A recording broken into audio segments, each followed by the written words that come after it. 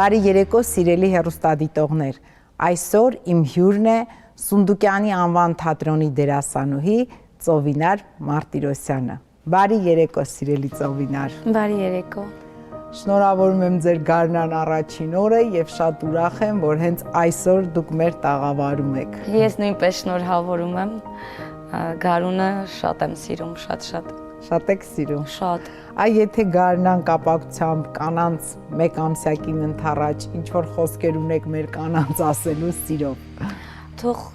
բոլորը երջանիկ լինեն, ուրիշ ինչ կարելի ասել։ Կանացի երջանկություն, մայրական երջանկություն, աղջկական հուզումներ, ամենալավ բաները մեր աղջիկներին ու կանանց։ Գարնանը ձեր խաղացանկը հագեցված է թատրոնում։ Այո, շատ։ Ծովինար, այս տարի 26 թվականին կլրանա ուղիղ 25 տարի, ինչ Ծովինար Մարտիրոսյանը մուտք գործեց Գաբրիել Սունդուկյանի անվան ազգային ակադեմիական թատրոն, փաստորեն դեռ անչափահաս աղջիկ լինելով, հա, եւ խաղաց Մալվինայի դերը, 25 տարի սիրելի Ծովինար, քառորդ դար։ Այո։ Հիմա Մալվինայից եկել ենք ուր ենք հասել, հիմա որ դերերով այս հոբելանական տարում մեզ Ծովինարը զարմացնելու այդ էվոլյուցիան ինչպես ենք ապրել։ Նոր ասացիք, ես այնքան լավ ասացիք, հիմա ես Մալվինայից անցել եմ Շեքսպիրի լիր արքա ներկայացման մեջ պիտի խաղամ մեծ աղջկա կերպարը Գոներիլ, չափազանց բարդ, դժվար, պատասխանատու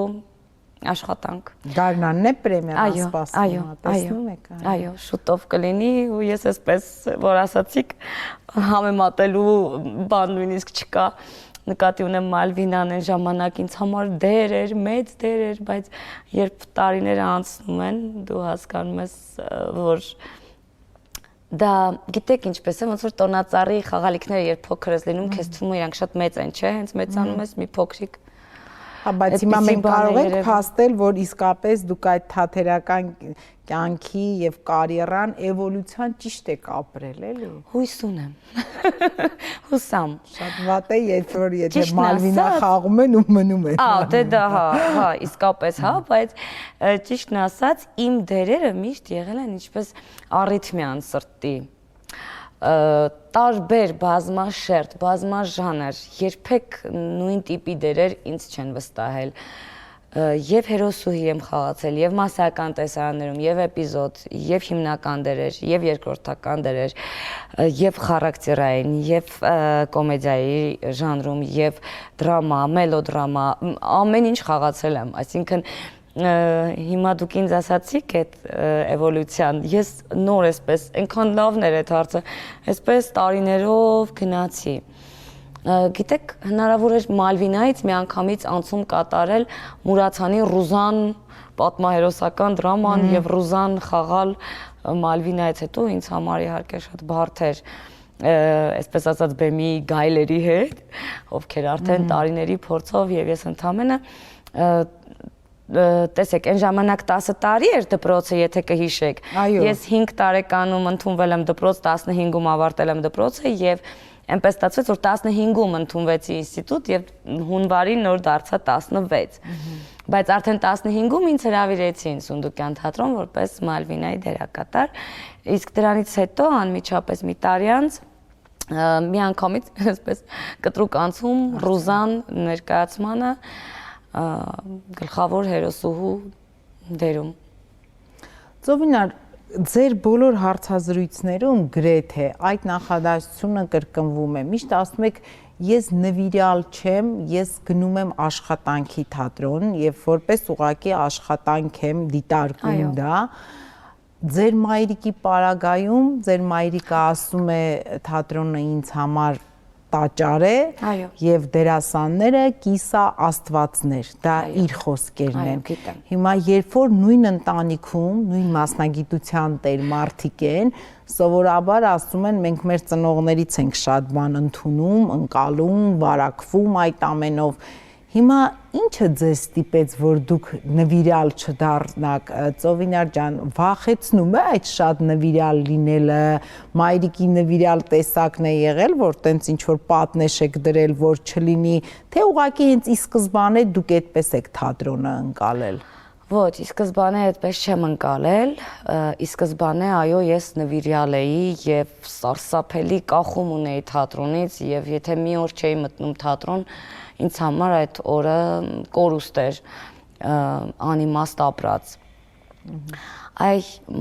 մայրիկս երբ որ ասում է թատրոնը դա տաճար է եւ դերասանները կիսա աստվածներ, ես հենց նույն մայրիկից տեսնելով հասկացա, որ նվիրյալ պետք չի լինել, որովհետև իր կյանքը տեսնելով, իր ապրումները տեսնելով, իր սերը տեսնելով, իր նվիրվածությունը ամեն ինչ կթողներ թատրոնը առաջին տեղում, ես ինքս ինձ խոստացա, որ ես այդպես երբեք չեմ լինելու։ Փաստորեն դուք ինքներդ որովհետև ես տեսա իր կյանքը մենակ, դժվար, քարքարոտ, խոչընդոտներով, թատրոնը շատ, այսպես ասեմ, զոհողություններ ունեցող, պահանջող արվեստ է, իսկ ես կարճ կոնկրետ ասեմ, ոչինչ չեմ զոհի հանուն թատրոնի։ Ես ավելի ռեալիստ եմ, իրատես եմ, հողին կպած մարդ եմ, երբևէ երազանքներով չեմ ապրել, այո, այդ պատանեկան շրջանում, իհարկե երիտասարդության շրջանում երազանքներ, դերեր եւ այլն, հետո դու հասկանում ես, գալիս է մի շրջան, երբ ասում ես, սա ընդհանրապես գործ է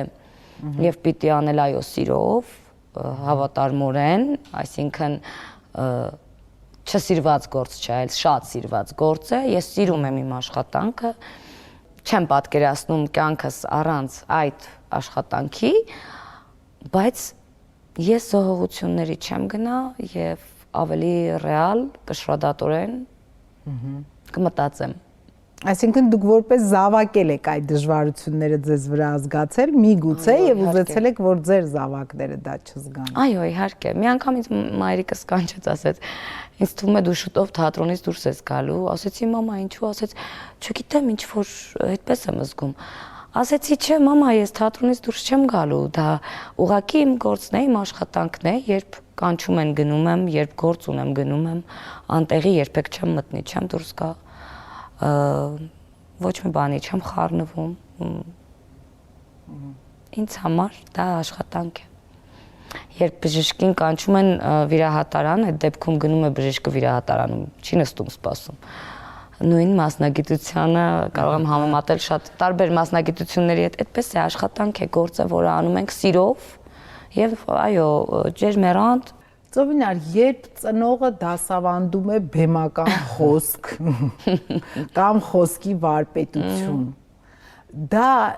ձեզ մոտ ինչ որ բարդույթներ ստեղծել է, օրինակ ինչ որ պուլսացիա անընդհատ կա, որ Ծովինար հանկարծ այս այերով չխոսես, այերով կամ հիմա ինչ որ մի ուսանող կտեսնի, ում մայրս ասում է սա այսպես չէ ու կասեն, որ աղջիկը բա ինչու այսպես խոսեց, դա ավելորդ բարդություններ կամ ձեր խոսքի գնահատական տվողը ով ասենք սարսափելի խիստ դասախոս Գրետա Մեջլումյանը։ Ձեզ անբավարար է նշանակել, չէ՞։ Այս պարագայում խիստ դասախոս էր ինձ համար առավել եւս։ Եվ այո, շատ դեպքերում ինձ ասում են քո մայրիկ այդքան ճիշտ գրագետ խոսքով եւ այլն։ Այո, ես այդպեսին չեմ։ Ես ինքս դասավանդում եմ բեմական խոսք մանկավարժական համալսարանում։ Շատ սիրում եմ իմ ուսանողներին, բայց ես ավելի երբ մարդկանց հետ շփվում եմ, ավելի կյանքային խոսքի, խոսակցական, հա, ավելի առօրյա, կենցաղային խոսքով եմ շփվում, մայրիկս ոչ, էերով։ Մայրիկս նույնիսկ իր թոռնիկների հետ էերով խոսում եւ այլն։ Նույնիսկ եթե մեկ բարբառով է խոսում լորվա, էլի էերով է խոսում։ Փորձում է ճիշտ դաստիարակել երեխաներին եւ այլն, եւ Աստված չանի, հիմա ինքը այս հաղորդումը տեսնի եւ սխալ նկատի ինչ որ բառի սպառակապակցության մեջ, դա իհարկե այո, անպայման, նա իմ ամենաառաջին քննադատն է։ Տեսեք, ամենաառաջին բառ չկա, ես էլի սխալվեցի, առաջին քննադատն է։ Եվ իհարկե ես ընդունում եմ, ես ժպտում եմ, ես լսում եմ, մտքից մեջ ծիծաղում եմ, մի քիչ էլ որ շատ է խոսում, այդպես չի կարելի, այերով մի խոսիր, բայց գիտեք, մենք ապրում ենք հասարակության մեջ, որոնք տարբեր խավերի են պատկանում։ Պիտի հասկանաս, որտեղ ինչպես խոսել։ Ես մի անգամ կտրվել եմ մայրիկի քննությունից, որովհետև տեքստը անգիր չգիտեի եւ ամենաանհետաքրքիր տեքստներ ինձ բաժին հասել, որովհետև նա ավելի շատ մտածում է մինչև այսօր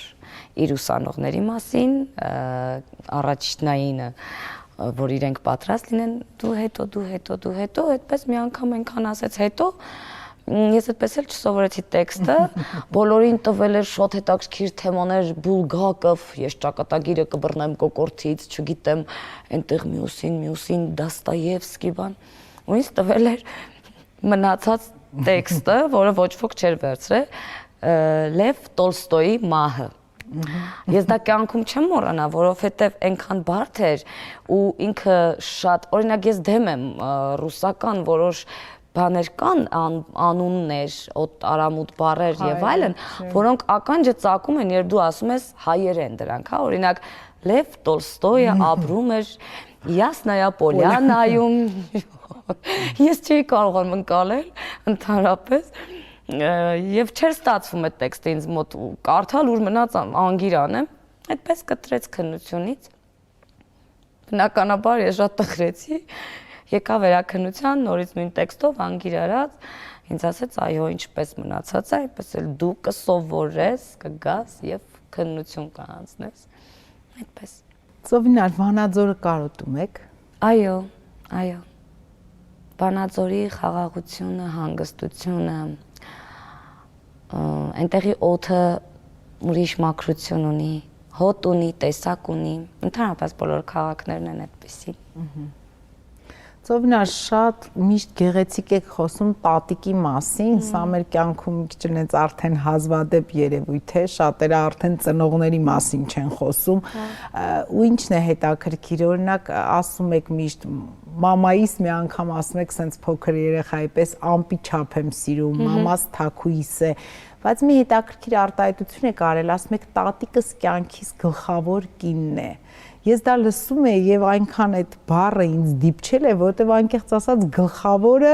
ինձ համար իսկապես շատ գլխավոր է եւ երբ որ կանանց վերաբերյալ դա ասում են, կապ չունի ինչ հարաբերությունների մեջ։ Ես հիշեցի Վասիլի Աքսյոնովը մի այդպիսի ստեղծագործություն ուներ, ասում էր «Главная женщина моей жизни»։ Ու այդ главное ես երկար մտածել եմ այդ խոսքի մասին ու ասում եմ, տես չի ասում կինս, չի ասում սիրուհիս,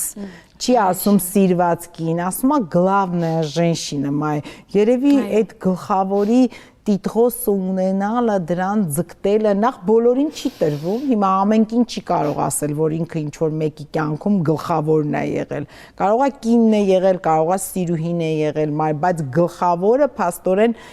ինչ է նշանակում այդ գլխավոր կին, որ ասում եք տատիկս գլխավոր կինն է իմ կյանքի։ Մայրիկիս հետ մենք միշտ լավ հարաբերությունների մեջ ենք եղել, այսպես ասեմ, ու շատ հասկանալի պատճառներով աշխատում էր մայրիկս եւ շատ հաճախ չէինք հանդիպում իրար, չէինք տեսնում եւ ինձ սպանում էր տատիկս փոքր ժամանակ ու հետո երբ ես մեծացա մի քիչ հուզվում եմ հենց տատիկիս մասին խոսում են նախ շատ կարոտել եմ անչափ ես իրեն երբեք չեմ մոռանում ինքը մահացել է շատ վաղուց բայց անընդհատ զգացողություն կա որ ես վերևում ինչ որ հրեշտակ ունեմ ու ինքն է դա Շատ դեպքերում ինձ նմանեցնում են իրեն, տատիկիս, արտաքինը, բնավորությամբ չէ խեղճ էր, խելոք էր, հեզ էր, տան մթնոլորտն էր, քայլող բարություն։ Ու ես շատ չարաճճի երեխա էի, ու մայրիկս էլ որ մեզ հետ չէր աշխատանքի էր անընդհատ, հյուրախաղերի եւ այլն, ես ջղայնացնում էի տատիկիս, համ գնում պաչիկներ էի անում, այսինքն ինձ համար ինքը այն ժամանակ ուղղակի տատիկ էր։ Երբ ինքը հեռացավ եւ ես շատ խորանալու բան ունեմ, բնավորություն ունեմ։ Հասկացա, որ այո, ինքը գլխավոր կինն է եղել իմ կյանքի համբերատարության, սիրո, բարության մարմնացում։ Եվ նույնիսկ այդ պահերին, երբ նայում էի, մայրիկս ավելի էմոցիոնալ է Միչայելոց, ինքը շատ զուսպ է իրեն պահում, բայց էմոցիոնալ պորտկումներ ունենում է։ Շատ դեպքերում տատիկս երբեք չեմ տեսել։ Շատ բարի, շատ բարի, շատ ու ինքը իր տեսակով ինձ համար դարձավ յուրահատուկ, որովհետև մինչև օրս նմանին չեմ տեսել։ Զովինար, դուք հաճախ ձեր հարցազրույցներում նաև ասում եք ես իմ թվացյալ ակտիվությունը, որ սենց խոսում եմ եւ այլն, ես լուր եմ ավելի իմ տեսակով տանը եւ հետո հետաքրքիր է ինչ որ բաներ երբ որ պատմում եք ամուսնու հետ հարաբերությունների մեջ, դուք ասում եք ես շուտ եմ լռում, համաձայնվում եմ, չեմ վիճում կամ փորձում եմ այդ վեճը շուտ շտկել, ինչ որ մի լավ բառով եւ այլն։ Գիտեք, այդ լռությունը այն որ Սերո Խանզադյանը ասում է լռություն կա 1000 խոսք արժե եւ ներողամտությունը փաստորեն դրանք նախ շատ հայ կնոջը վայել եւ հարիր հատկություններ են, որը ցավոք սրտի այսօր ոչ թե օրեցօր, այլ ժամ առ ժամ ենք կորցնում եւ նաեւ իսկ քրիստոնյա մարդուն շատ վայել, քրիստոնյան դա պետք է կրի իր մեջ։ Հիմա այս ինչքան որ տատիկին նկարագրեցիք, մենք կարող ենք ասել, որ Ծովինար Մարտիրոսյանի քրիստոնեական լռությունը եւ ներողամտությունը տատիկի դաստիարակության արդյունք է, չէ՞։ Չէ՞։ Ես շատ հացուպանիր պետք է ուտեմ, որ տատիկիս համբերատարությունն ունենամ, լռությունը։ Ես տեսեք դրսում շատ ակտիվ եմ։ Տեսակ ինչ արագ եկա, չսկսենք բանը ուշանում եմ եւ այլ։ Ակտիվ եմ շատ։ Բայց երբ ես տուն եմ մտնում եւ իմ ամուսինը տանն է, ես փորձում եմ ապահովել տանը խաղաղ մթնոլորտ։ Որովհետեւ ես դա անում եմ միայն իր համար։ Ես դա դրսում այդպեսին չեմ։ Թատրոնում իմ ձայնը առաջին հարկից կարող են լսել, եթե ես չորրորդ հարկում եմ։ Սովորեցրել են, չէ՞, դաստիարակել են այդպես։ Դա ես գուցե տատիկիս այո, այդ լռությունը եկել է ինձ, բայց ինձ մոտ կա մեծ հումորի պաշար, ես ինձ համարում եմ հումորով մարդ եւ կարողանում եմ բոլոր վեճերի մեջ հումորով կամ լռությամբ կամ ժպիտով վերացնել բոլոր վեճերը, որովհետև ես հասկանում եմ, որ անիմաստ է ընդհանրապես վիճելը մարդկանց հետ, կապ չունի ով կլինի։ Ես մի ժամանակ շատ էի վիճում արդարություն, ազնվություն, այս արդար չի, այն արդար չի։ Հետո ես ինքս ինձ ասեցի, հանգստացիր դու ես որոշողը, ով ինչ ուզում է թող անի։ Իսկ տանը ես հանգստանում եմ, ես լռում եմ։ Այո, իմ մայրիկն էլ գիտի, շատ դեպքերում ես երբ տուն եմ մտնում, մամ, պրիվետ, բան, բարև ձեզ, ու նստում եմ։ Լուր լսում եմ բոլորին։ Շատ չեմ խոսում, հանգստանում եմ, փորձում եմ ապահովել տան մթնոլորտը։ Իսկ երբ մենակ եմ, պարտադիր երաժշտություն ցածր պիտի լսվի տան մեջ։ Գուցե այդ խաղաղության եւ այո, լռության մեջ տատիկիցս ինչ որ կտոր կա իմ մեջ, բայց այ երբ զայրանում եմ, դա ուրիշ լռություն է։ Այդտեղ եմ լռում։ Ես հնարավոր է առանց մարդուն բացատրություն տալու, ով ուզում է լինել ընկեր, ընկերուհի, մարդիկ, շատ հանգիստ հեռանամ իրենցից։ Շատ հանգիստ։ Այդ որոշում կայացնելու պահը շատ երկար եմ մտածում, շատ լուռ եմ մտածում, խորհուրդ չեմ հարցնում, գուցե դա սխալ է, բայց ինքնուրույն եմ որոշում կայացնում եւ հեռանում եմ այն մարդկանցից, ումից հիասթափվում եմ։ Եթե ես չունեմ մարդու նկատմամբ որևէ զգացողություն, ոչ կարոտում եմ, ոչ տխրում եմ, ոչ սիրում եմ, ոչինչ չեմ զգում, ինչպես է սեղանի հանդեպ ոչինչ չենք զգում, ես հեռանում եմ, որտեվ ինձ համար սրտի թրթիռը ամենակարևոր բանն է, այ վախենում եմ այդ իմ հիասթափությունից, դրա լռությունը մի քիչ այլ կերպ է լինում։ Էդ էլ կա, հա։ Ծովինար, դուք բազմիցս ասել եք, որ կյանքի կարուսել պրոյեկտը ձեզ դարձրեց ճանաչելի եւ այլն։ Հիմա հարցս հետեւյալն է. եթե այունակ հիմա դուք ձեզ պատկերացնեք որևէ մանկական այգում, որտեղ կան այդ բազմաթիվ կարուսելները տարբեր տեսակի, Ծովինար Մարտիրոսյանի կյանքի կարուսելը որ տեսակն է։ Ինչ կարուսելի վրա է ինքը պտտվում։ Հիմա կամ սկսել պտտվել կամ փոխում եք այդ ատրակցիոնները դուք։ Ես չեմ կարողանում փոխել։ Այդ կյանքի կարուսելը երևի իմ կյանքի վրա այնպեսի բան է հետ կա թողել։ Ասում են, չէ, էմոցիոնալ էմոցիոնալ ճոճանակները, որ ասում են կյանքի, ես դրանց միջով շատ եմ անցնում։ Մի անգամ ընկերուհիս զանգեց, շատ բարձր, շատ կտրուկ, անցումային, վերև, ներքև, կողք, պտտված, գլուխդ ներքև, ոտքերդ վերև, չգիտեմ, ամենասարսափելի, ամենավախենալու, ամենածիծաղելի, այն ինչը որ չի սպասում մարդը, ինձ հետ կարող է դա լինել։ Ես շատ դեպքերում ասում եմ it's my life, նորմալ է։ Մի անգամ ընկերուհիս զանգեց, ասեց ծով, ասեցի, հա, ասեց, ողջ ես լավ, ու դրեց հեռախոսը, որտեղ դեպքեր էին եղել, ես շատ հումորով եմ էլի մոտենում այդ ամեն ինչին,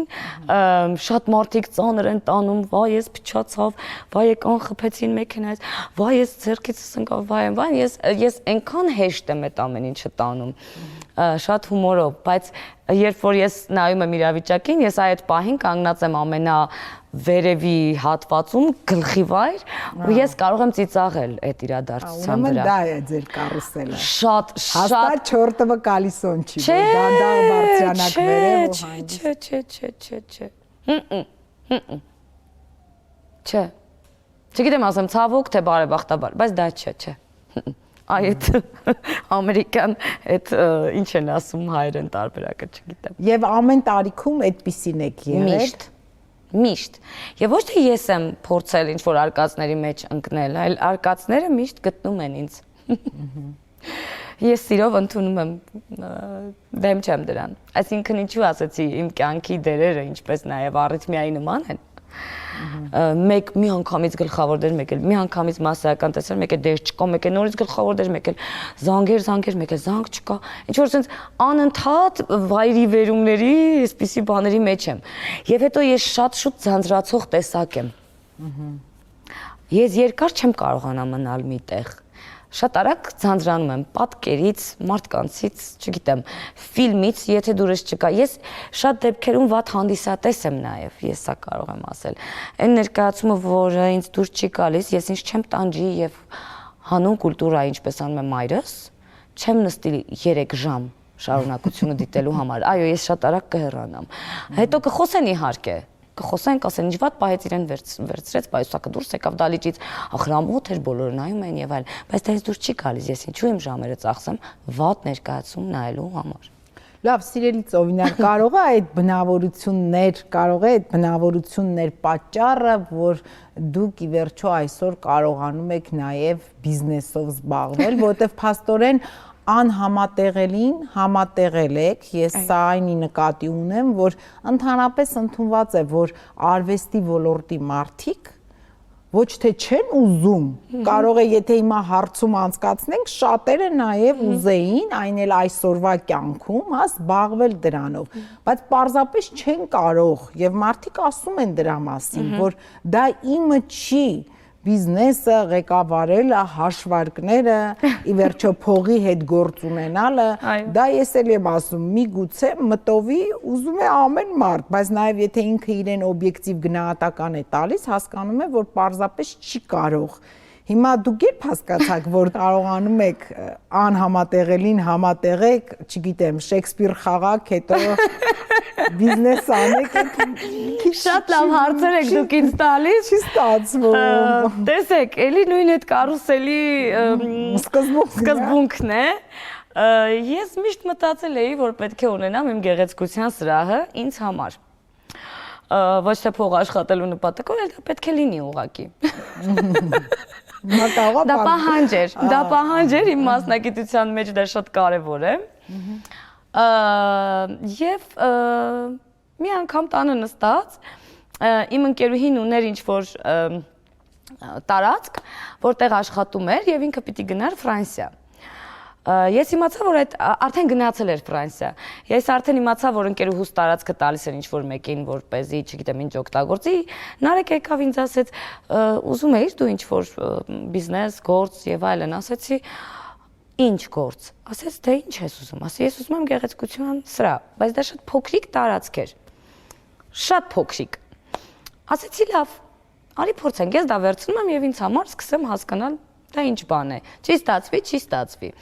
Ես երբեք չեմ վախենում փորձելուց։ Ես երբեք չեմ վախեցել ձախողելուց։ Չեմ վախենում սխալվելուց։ Եվ դա իմ բնավորության միակ լավ կետն եմ համարում, որովհետեւ դա էլ է մարդու համար սխալվելը, ընկնելը, վեր կենալը։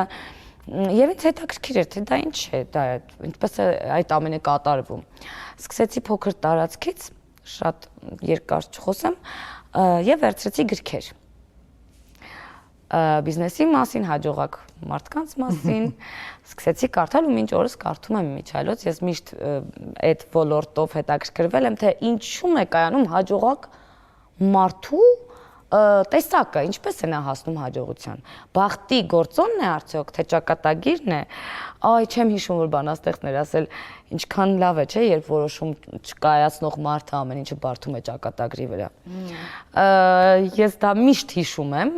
եւ ասում եմ, որ չեմ հիշում ով է ասել։ Հայերի մեծամասնությունը այդպեսի։ Այո, այ ճակատագիրը, բախտը եւ այլն։ Ճակատագիրը, բախտը ես կարծում եմ, որ դա սկիզբն է եւ վերջը։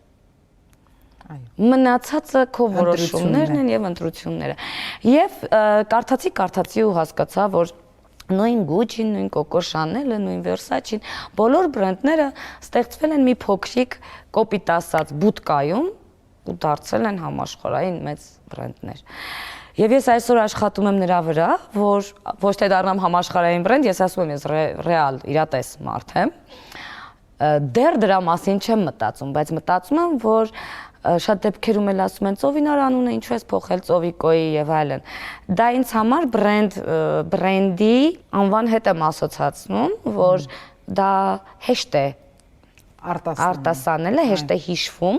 եւ նման բաներն է պետք է հաշվի առնել եւ շատ դեպքերում ասում են արդեն ծովիկո բյութիկո, ոչ թե ծովիկո բյութի հոմ, ծովիկո բյութիկո են ասում, ու ինձ դա շատ դուր է գալիս եւ այդ գրքերը կարդալով հասկացա, որ պետք է մեծանալ, պետք է ռիսկի գնալ, պետք է ծախսել, պետք է ստանալ եւ այլն։ Եվ հիմա ես ունեմ շատ սիրուն, լավ մարդկանցով, լավ մասնագետներով հավաքված պրոֆեսիոնալ վարպետներով beauty team եւ ունեմ հրաշալի գեղեցկության սրահ Բաղրամյան պողոտայում։ Բայց դա ձեր աշխարհն է։ Տեսեք, ես մտածում էի, որ դա իմ դերասանուհի է։ Ոչ։ Ես հիմա որպես հայտնի մարդ, սիրված մարդ, դերասանուհի, նստած եմ այստեղ, բայց երբ ես դուրս գամ այստեղից, այդ ռեժիմը անջատվում է եւ միանում է մամա ռեժիմը։ Իսկ ես պետք է հասնեմ տուն, ճաշը պատրաստեմ, տները կարգի բերեմ, մյուս օրվա ճաշը հասկանամ ինչ եմ անում, լվացքը, արթուկը, եսի ինչ։ Երբ ես գնամ ժամը 19:00-ի ներկայացման, ռեժիմը անջատվում է մամա, միանում է դերասանուհին։ Ռեժիմներով է եւ դա դիմակներ չեն։ Դու փոխում ես քո ռեժիմը։ Եվ ես նույնիսկ հիմա այլ բաների մասին եմ ավելի մտածում եւ մտածում եմ, որ կյանքը մի անգամ է տրված եւ նույն տեղում, նույն մասնագիտության մեջ, նույն մարդկանց հետ, նույն անընդհատ այդ սկյուրիկի այդ անիվը պատտել ես չեմ կարող։ Ես կփախչեմ այդ տարածքից։ Ինձ համար նորություն է պետք, ինձ համար դեպքեր են պետք։ Ես սնվում եմ դրանցով, ես զգում եմ իմ բնավորությունը, իմ նույնիսկ ասեմ օրգանիզմը, իմ միտքը ուր է գնում։ Ես շատ ուրախանում եմ, երբ գաղափար է ստեղծվում իմ ուղեղի մեջ։ Հիմա ոչ մի բանով չես կարող ոչ մեկին զարմացնել, ոչ քո ֆինանսով, ոչ քո մեքենայով, ոչ քո հայտնիությամբ, ոչ մի բանով, ոչ մեկին գաղափարով, միտքդ։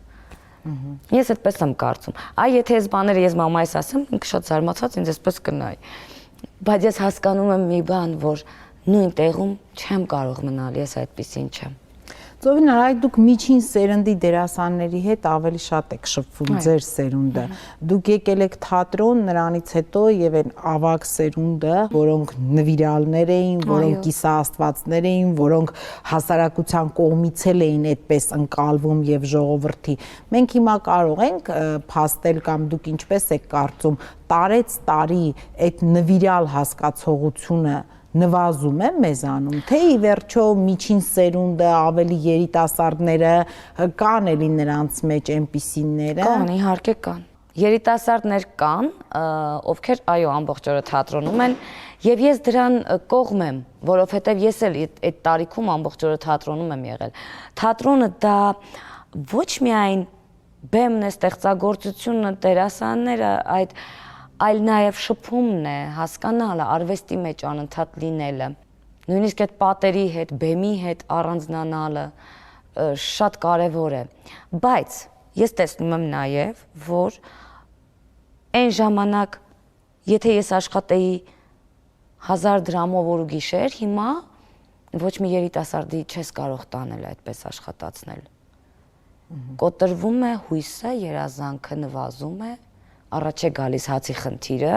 երիտասարդի մոտ եւ նա սկսում է ուրիշ աչքով նայել։ Այս սա է տարբերությունը։ Այո, տարբերությունը սա է։ Նույն իմ տղան ֆիլմ է նկարել, մենք հիմնել ենք Հայկազյան Production-ը, սա առաջին անգամ եմ ասում եթերում։ Ինքը ուրիշ կերպ է մտածում։ Սովորում է արվեստի կառավարում բաժնում, Թատերական ինստիտուտի եւ ուզում է դառնալ պրոդյուսեր։ Եվ ես շատ կողմ եմ դրան։ Ու երբ մի անգամ ինձ զանգահարեցին ինչ-որ տեղից եւ ասացին պիտի գազ գործի համար է եւ այլն, ֆինանս ասացին, ես շատ պարզ եմ ասում, ես կարող էի գնալ համաձայնեի, ինձ իմ տղան չթողեց, ասեց ոչ, մի գնա։ Ես ասեցի, բայց ես ազատ եմ, ես կարող եմ, ասեց, դա կապ չունի, մի գնա։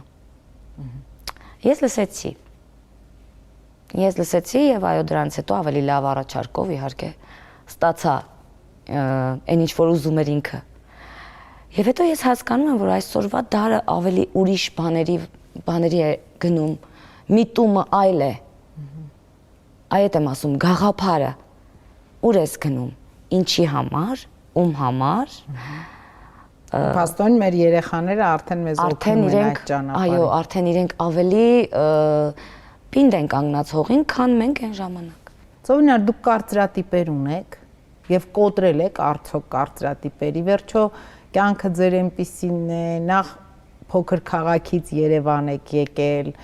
Ես անձնական բնույթի հարցեր աշխատում եմ չտալ, բայց երկար տարիներ հայրիկից հեռու եք ապրել։ Հետո թատերական աշխարհ, որտեղ մարդ անընդհատ ինչ-որ բան ունի ապացուցելու, ձեր պարագայում ավելի դժվար է, որովհետև ճանաչված մարդկանց երեխաները, ովքեր տաղանդ ունեն, ես միշտ նայում եմ, ասում եմ, այս խեղճ մարդիկ ինչ պիտի անեն անընդհատ կյանքում, որ ապացուցեն, որ այո, ծնողս ինքն է, բայց ես առանձին մարդ եմ, առանձին միավոր եմ, արտաքինով եմ լրիվ ուրիշ, որպես դերասանուհի եմ լրիվ ուրիշ, խաղացել է ուրիշ բանի մասին, բայց դա կա, եղել է եւ երևի թե պիտի լինի։ Հիմա դուք այս կյանքի ընթացքում կոտրեցիք կարծրատիպեր, թե ի վերջո դրանք ներսում մնացել են, հաշտվել եք, ապրում եք։ Եկեք ասեմ, որ ես մի բան գիտեմ, երբեք մի ասա երբեք։ Իմ համոզմունքները, սկզբունքները, այս չի կարելի, այն չի կարելի, այսպես պետք չէ, այնպես պետք չէ։ Եկավ մի էտապ, երբ ամբողջ ինձ հակառակը ապացուցեց կյանքը։ Սոկրատեսն է ասել, կարծիք չեն փոխում հիմարները եւ մեռյալները։ Եվ ես սկսեցի, այո, ջարդել իմ մեջ ինքս բոլոր կարծրատիպերը, ես չեմ սիրում։ Նույն այդ կարծր բառը նույնիսկ չեմ սիրում։ Կարծրատիպերը սկսեցի իմ մեջ ջարդել, որովհետև այն ինչը, որ մի ժամանակ համարում էի սխալ, այսօր ես համարում եմ ճիշտ։ Այո։ Եվ հետո էլի, որն է արդյոք կարծրատիպը։ դրանք համոզմունքներն են, սկզբունքներն են, դրանք ինձ համար ասում եմ, այդ բառն է, որ երբեք մի ասա երբեք, որտեղ միշտ ասում եմ երբեք ես նման բան չեմ անի,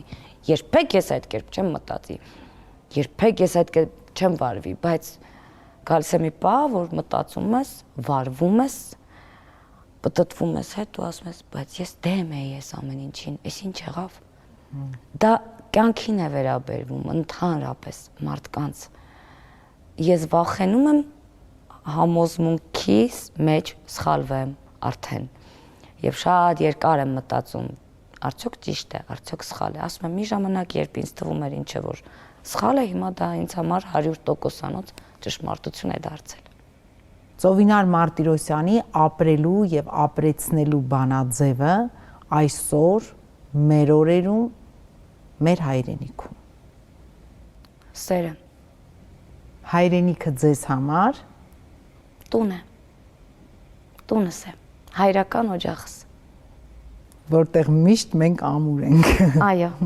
այո։ Սիրելի Ծովինար, եւ ըստ ձևաչափի հիմա դուք ինձ կարող եք մի հարց ուղղել, իհարկե եթե ունեք դրա ցանկությունը, դա պարտադիր պայման չէ, բայց մենք նաեւ ունենք այդ հնարավորությունը։ Նախ շատ հաճելի էր, շատ հրաշալի մթնոլորտ էր այստեղ, շատ ազատ խոսեցի։ Շնորհակալ եմ շատ։ Այս հաղորդումը, երբ պատրաստվում է եւ արվում է, ինչ միտում ունի, այսինքն առանց կարծրատիպերի։ Իսկ դուք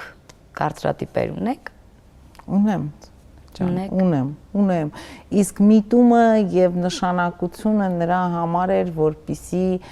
բազմաթիվ կանայք գեղեցիկ ճանապարհ իրենց կյանքում անցած տարբեր տեսակի կարուսելներ նստած, որովհետեւ ի վերջո ստացվում է, որ ամեն մեկինս մի ձևի է, բայց կարողանան այստեղ կիսվել իրենց պատմություններով եւ միգուցե մի օր ավելի լուսավորի գանք բոլորս միասին, որովհետև ամեն մի պատմություն, ամեն մի հետաքրքիր պատմություն դիմացինին է հարստացնում եւ բնականաբար հեռուստադիտողին եւ ավելի ամեն անգամ համոզվում ես, թե ինչքան հետաքրքիր մտքեր ունեն մեր կանայք եւ դեռ ինչքան չբացահայտված կանայք մենք ունենք եւ ինչքան խոսք կա, որ պետք է ասվի եւ իդեպ այո այս վերջին հնգամյակում 5 տարիների ընթացքում, որտեւ այս տարին հոբելյանական է մեր հաղորդման համար նաեւ փոքրիկ ծնունդ 5 տարի, գրեթե սա միակ նախագիծն է եղել, ես ինչքան որ հետևել եմ եւ հասկացել եմ, որտեղ հյուրընկալվել են միայն կանայք եւ պատկերացրեք 5 տարիների ընթացքում մենք ինչքան կանանց մտքեր, խոհեր, հույզեր Ես ուզում եմ, որ ձեր հաղորդումը շարունակական լինի ու այդպես լիքը 5 տարիներ ունենաք, շատ գեղեցիկ լավ եթերներ եմ ձեզ մաղթում, այո իսկապես այստեղ մթնոլորտը այնպիսին է, որ կարողանում եք բացահայտել մարդկանց, շատ շնորհակալ եմ հրավերի համար։